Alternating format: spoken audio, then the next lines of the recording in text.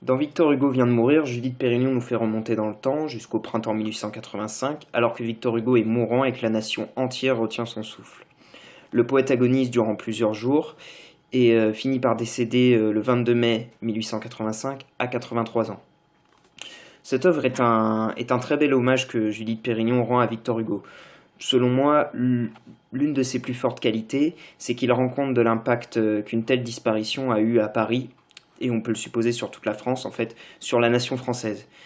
C'est quelque chose qui semble inimaginable aujourd'hui, qu'un auteur puisse autant marquer sa génération. À travers différents personnages, Judith Pérignon nous décrit donc la diversité des sentiments qui ont suivi cet événement, à la fois les sentiments de la foule populaire, qui a été défendu par Hugo, et aussi les sentiments de nombreux politiques qui ont pu à la fois être défendus par Hugo ou à la fois être attaqués par l'auteur. Tout un débat en fait suite à la mort du poète est lancé. Doit-il être enterré au Panthéon? Doit-on laisser un jour férié pour que justement le peuple puisse assister à ses funérailles? En fait, la très jeune République a peur des mouvements populaires qui pourraient suivre cet événement.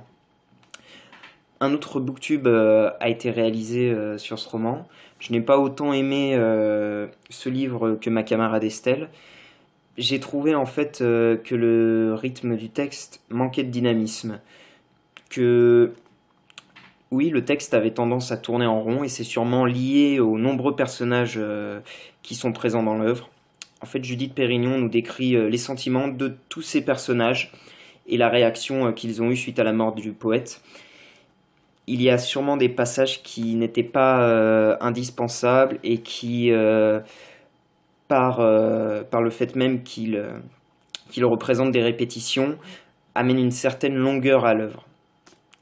Cependant, ce manque de dynamisme est tout de même à relativiser, puisque le roman de Judith Pérignon se lit assez facilement et assez rapidement.